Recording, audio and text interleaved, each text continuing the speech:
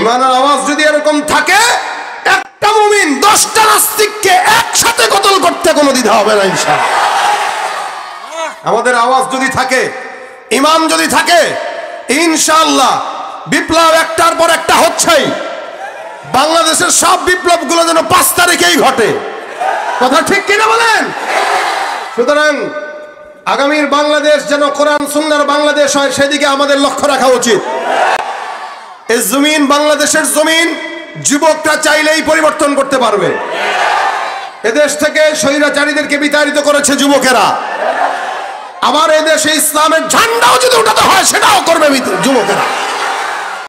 আমি বলতে চাই, এলাকার 20 জন যুবক যদি একসঙ্গে হয়ে যায়, এই 20 জন যুবক দিয়ে এলাকায় ইসলামী আইন বাস্তবায়ন করা সম্ভব। যুবক ঠিক, এলাকা ঠিক। যুবক ঠিক তো দেশ ঠিক। যুবক ঠিক তো কোনো স্বৈরাচারী বাংলাদেশ নতুন করে বসতে পারবে না। আমরা অনেক দেখেছি, 47 থেকে নিয়ে আজ পর্যন্ত একের পর এক দেখছি আমরা শান্তি আমরা পাই নাই, পাওয়ার আশাও করি না ইসলাম ছাড়া কোনোদিন। এক দল আসবে, আরেক দল যাবে। যারা আসবে, যারা যাবে, একই পাখির 2 ডানা। কোনোদিন এরা শান্তি দিতে পারে নাই, পারবেও। এরা যারা আসে, যারা যায়, যারা আমাদের পিছনে, যাদের পিছনে আমরা সময় দেই, আমরা তাদের পিছনে সময় দেই, তারা আমাদেরকে 100 টাকার নোট দিয়েই ভুলায় দেয়। কিন্তু 100 টাকার নোট দেওয়ার পরবর্তীতে তারা আমাদের থেকে 1 কোটি টাকা নিয়ে পাচার করে দেয়। জনপদে যদি কোটি কোটি টাকা নেয়, তাহলে কত কোটি কোটি কোটি কোটি টাকা এদেশ থেকে তারাই পাচার করেছে। আমাদের বন্ধু সেজে আমাদের কাছে আসে, মূলত এরা আমাদের বন্ধু নয়, এরা আমাদের দুশমন, দেশের দুশমন, স্বাধীনতার দুশমন, ঠিক কিনা বলে? সুতরাং গত 14-15 বছর, 16 বছর যদি এদের গোলামি না করে আল্লাহ আল্লাহ করতাম, প্রত্যেকটা মানুষ বুজুর্গ হয়ে যেত, ওলি হয়ে যেত। কিন্তু এরা আল্লাহর গোলামি বাদ দিয়া বান্দার গোলামি করছে। লাভ হলো কি? সে তার দেশেই রয়ে মার খাচ্ছে, আর তার নেতা বিদেশে পালিয়ে চলে গেছে। সুতরাং কোনো ফায়দা আছে? আবার হয়তো কোনো দল আসবে, তারও গোলামি করবেন, ফায়দা একই। বিপদে পড়লে সে পালায় যাবে, আপনি দেশে মার খাবেন, কথা ঠিক কিনা? যাদের হাতে যায় ক্ষমতা, দেশ যেন বাপের ভিটা, রাখতে চেয়ার শুরু করে বিদেশিদের পাচাটা। যাদের হাতে যায় ক্ষমতা, দেশ যেন বাপের ভিটা, রাখতে চেয়ার শুরু করে বিদেশিদের পাচাটা। বিদেশিদের কথা মতো চালায় ওরা নিজের দেশ, বিদেশিদের কথা মতো চালায় ওরা নিজের দেশ। দেখতে দেখতে গোল্লায় গেল আমার সোনার, শুনছেন নি এটা একসাথে? দেখতে দেখতে গোল্লায় গেল, একে একে শেষ করেছি, সবার দেখা হইল শেষ। দেখতে দেখতে গোল্লায় গেল, দেখতে দেখতে গোল্লায় গেল আমার। কেউ দিল না, সবাই নিল, আমরা যে কলুর বলদ, সারা বছর নেয় না খবর, নির্বাচনে খুব দরদ।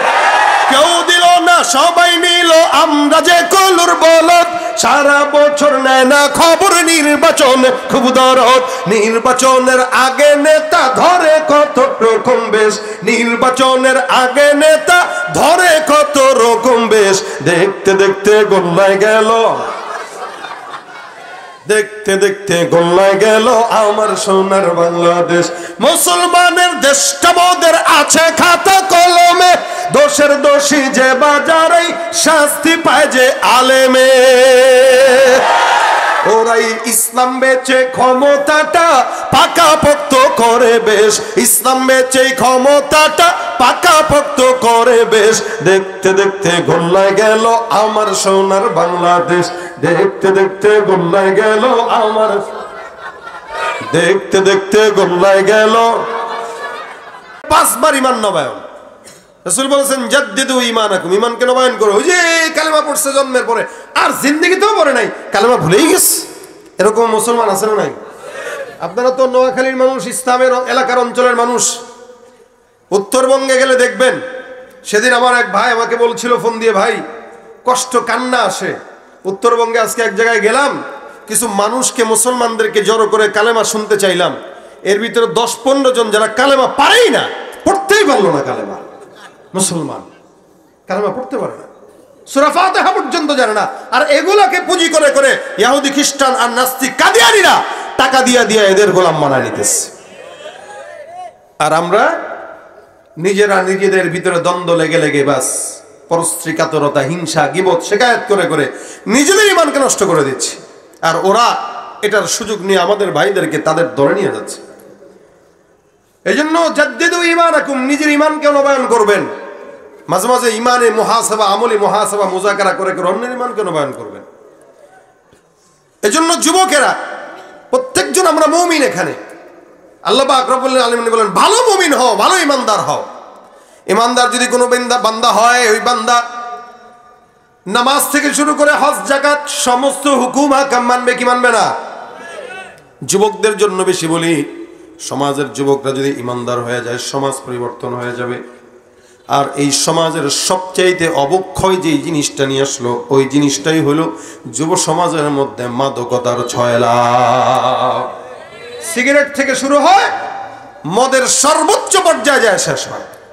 সেদিন আমার এক বন্ধু বলতেছে, ভাই এমনও মদ নাকি আছে বিশ্বে, যে সমস্ত মদের বোতলের দামই আছে মিনিমাম 1 কোটি থেকে 1.5 কোটি 2 কোটি এরকম। আমি বলি বলেন কি? বলে হ্যাঁ, এগুলো নাকি বাইরের দেশে বেচে। আমাদের বাংলাদেশেও তো লক্ষ লক্ষ টাকা দিয়ে মদ কিনে আমাদের যুবকেরা খায়, লক্ষ লক্ষ টাকার মদ।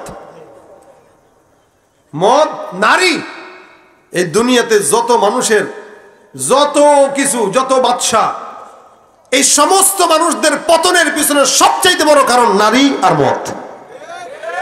এটার ভিতরে যে ঢুকছে ওর জিন্দেগি বরবাদ হয়ে গেছে। আমাদের যুবকেরা স্কুলে যায়, বয়স মাত্র 6-এ পড়ে, 7-এ পড়ে, এর হাতেও সিগারেট। সিগারেট হাতের ভিতরে ধরে, এটা একটা ভাব ভাব একটা। এইটা আবার ভালো দেখাইতে পারবে আমাদের প্রধান বক্তা সাহেব। কিন্তু কথা হইলো, এই যে যুবকেরা এগুলা করে, যুবকেরা যে এগুলা করে, বলেন তো খুব নেকের কাজ করে? কথা কয় না, নেকের কাজ করে। এ মনে করে বন্ধুরে বন্ধু মনে করেন এমনি বাস দেন, টান দিস নাই, টান দেওয়ার কথা বলেই ধরা দেয়। এটা এই বান্দারে এক টান থেকে শুরু করে সারা জিন্দগি টান দিয়া জাহান্নামে নিয়ে যায়, সারা জিন্দগিকে জাহান্নামে নিয়ে যায়। এই কারণে নবী করিম সাল্লাল্লাহু আলাইহি ওয়াসাল্লামের কাছে প্রশ্ন করা হয়েছে, হুজুর মদটা কি জিনিস? আল্লাহ পাক বলেন, ওয়াসআলুনাকা আনিল খামরি ওয়াল মাইসির কুল ফীহিমা ইসমুন কাবীরু ওয়া মানাফিউ লিন-নাস। মদ এমন একটা জিনিস, এটা খামর এমন একটা জিনিস, এটার ভিতরে কল্যাণ আছে। কি আছে? ওয়া মানাফিউ লিন-নাস ফীহিমা ইসমুন কাবীর। যদিও এটাতে অনেক গুনাহ, এটার ব্যাপারে মদটা হারাম। মদ হালাল না হারাম? ইসলামে এক সময় মদটা হালাল ছিল, জায়েজ ছিল। এই মদ খায়া মানুষগুলোর টাল হয়ে পড়ে থাকতো, কিন্তু ইনশাআল্লাহ জমিনের ভিতরে মুমিনরা হারাম থেকে বেঁচে থাকবে। আমার আল্লাহ পাক রব্বুল আলামিন প্রত্যেকটা ঈমানদারকে জান্নাতে এই শরাব খাওয়ায় দিবে। আমার আল্লাহ ডাক দিয়া বলেন, ওয়াসাকাহুম রাব্বুহুম শারাবান তাহুরা। জান্নাতে কেমনে শরাব খাবেন জানেন? সুন্দর করে গাছের সাথে বিশাল সিংহাসনে হেলান দিয়ে ঠ্যাঙের উপরে ঠ্যাং তুলে বসে থাকবেন। আর আপনার জান্নাতি যে হুররা আছে, রমণীরা, বিশাল বড় শরাবের গ্লাস আর জগ নিয়ে আপনারা একটা ধাক্কা দিয়ে ডার্লিং আই লাভ ইউ, নেন খান। সুবহানাল্লাহ কয় না? হ্যাঁ, আপনাকে আনবে আপনার সামনে এসে, ভালোবাসার দাবিতে আপনার সামনে আল্লাহর জান্নাতি শরাব পেশ করা হবে, আপনি শরাব খাবেন। দুনিয়ার যে জিনিসগুলো হারাম, ওগুলো আল্লাহ পাক জান্নাতে বান্দার জন্য নিয়ামত দিয়ে দিয়েছেন। সুবহানাল্লাহ। নারী হারাম না হালাল? দুনিয়াতে নারী হালাল না হারাম? হারাম। এই হারাম জিনিসটা জান্নাতে আল্লাহ পাক আপনার জন্য ওপেন করে দিয়ে বলবেন, কত লাগবে নাও, জান্নাতে ভোগ করো। দুনিয়াতে এই গান্ধিগুলার জন্য নিজের যৌবন জীবন সব শেষ করছেন। একটা বিয়ে করে শান্তি নাই, খালি একবার এদিকে মাছ না, সুলাসা, রুবা, 3টা দরকার, 4টা দরকার। হ্যাঁ, একটারে ঠিক মতো বানতে পারেন, আবার 2-3টা। এটা মূলত হইল ওই যে খায়ের সাথ, বিভিন্ন দেখবে। ভাই এটা বাদ দেন, ইনশাআল্লাহ ঈমানদারকে আল্লাহ পাক জান্নাতে নিয়ামত দান করবেন। ইনশাআল্লাহ। শরাব এখানে ছেড়ে দিবেন, আল্লাহ জান্নাতে জমা করে রাখবো, ওটা জান্নাতে যায় খাবেন। দুনিয়ার মদ আপনাকে মাতলামি শিখায়, পাগল বানায়। আর জান্নাতি শরাব আপনাকে সতেজ রেখে দিবে। সুবহানাল্লাহ। এটা জান্নাতে আল্লাহ দিবেন। জাহিলি জামানায় এরকম মদ, খাবারের পরে তাদের মদটা একদম একটা আসর ছিল। যারা পান খায়, যারা চা খায়, খাবারের পরে পান না খাইলে মজা লাগে না, চা না খাইলে মজা লাগে না। আরবের মধ্যে এরকম হালত ছিল, খাবারের পরে মদের আসর না বসলে এদের আসর জমতই না। এরকম ভাবে মদ আসর আর আসর এত জমা জমত, আমার আল্লাহ পাক রব্বুল আলামিন বলেন এটা এমন একটা জিনিস, এটার ভিতরে বান্দা অনেক কল্যাণ থাকলে ওটার গুনাহটাই বেশি। ويسألونك عن الخمر والميسر قل فيهما اسم كبير ومنافع للناس وإثمهما أكبر من نفعهما। এটার যে উপকারটা আছে, উপকারটা চাইতে ক্ষতিটাই অনেক বেশি। যদিও উপকার আছে অল্প, কিন্তু গুনাহটা অনেক মারাত্মক। উপকার সাময়িক মজা দিবে, সুস্থতা কি বলে সতেজতা দিবে, কিন্তু চিরস্থায়ী জাহান্নাম ওই বান্দার জন্য বরাদ্দ হয়ে যাবে। সাহাবা একরাম এই কথা যখন শুনলেন তখন তারা চিন্তা করলেন, আরে আমার আল্লাহ পাক রব্বুল আলামিন চাইলেই তো পারতেন একভাবে হারাম করে দেওয়া। মক্কায় মদ খাওয়া নিয়া একটার সঙ্গে টাল হয়ে থাকতো, একজন আরেকজনকে মারতো, এই করতো সেই করতো, নামাজের মধ্যে দাঁড়া দাঁড়া এলোমেলো কথা বলতো। একবার শরাব খাওয়ার পর, পান করার পর কিছু সাহাবা আজমাইন নামাজের মধ্যে দাঁড়াইলেন। নামাজের ভিতরে একজন তেলাওয়াত করতেছে, কুল ইয়া আইয়ুহাল কাফিরুন লা আ'বুদু মা তা'বুদুন ফা'আ'বুদু মা তা'বুদুন। সে নামাজের ভিতরে বলা দরকার ছিল যে আমরা তার ইবাদত করি না, তোমরা যারটা করো। সে বলতেছে আমিও তার ইবাদত করি, তোমরা যারটা করো, মানে মূর্তির ইবাদত করে। মদ খাওয়ার কারণে মাথাটা একটু এলোমেলো হয়ে গেছে, তেলাওয়াতে ভুল চলে আসছে। আমার আল্লাহ পাক রব্বুল আলামিন আয়াত নাজিল করে দিলেন, খবরদার ইয়া আইয়ুহাল্লাযীনা আমানু লা তাকরাবুস সালাতা ওয়া আনতুম সুকারা।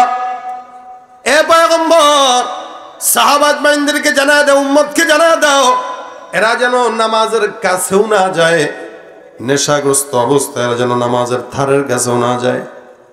কারণ নামাজের ভিতরে মশা যখন করে এরা মসজিদের মধ্যে যায়, এদের জবান দিয়া দুর্গন্ধ আসে, আর নামাজের মধ্যে এলোমেলো তেলাওয়াত করে। সুতরাং খবরদার, এটা মদ নিয়া 2 নম্বর আয়াত, কোন ইমানদার মুমিন যেন নামাজের কিনারাও না যায় নেশাগ্রস্ত অবস্থায়। সাহাবা আজমাইন চিন্তা করলো, আল্লাহ পাক তো নামাজের কাছে যেতে মানা করছেন মদ খাওয়া অবস্থায়, তার মানে এখন মদ খাওয়া লাগবে একটু ভিন্ন হিসাবে। এই জন্য মুসলমানেরা তখন মদটা খাওয়া শুরু করলো। অন্য সময় নামাজ থেকে এক নামাজ পর্যন্ত যেই সময়টা অনেক বেশি, ওই সময়ের ভিতরে কিছু পান করে, আবার কিছু কিছু সাহাবী একদম বাদই দিয়ে দিয়েছে। আমার আল্লাহ পাক রব্বুল আলামিনের পয়গম্বরের সাহাবা আজমাইনদেরকে আল্লাহ পাক রব্বুল আলামিন একভাবে হারাম করেন নাই, আল্লাহ পাক ধাপে ধাপে হারাম করেছেন, যাতে করে উম্মতের জন্য আল্লাহ পাক রব্বুল আলামিন সহজ করতে পারেন। কারণ কোন একটা নেশা, যেমন পান যারা খায়, এদেরকে যদি কন এই ভাই পান খাওয়া বাদ দেন, পারেনি সহজে।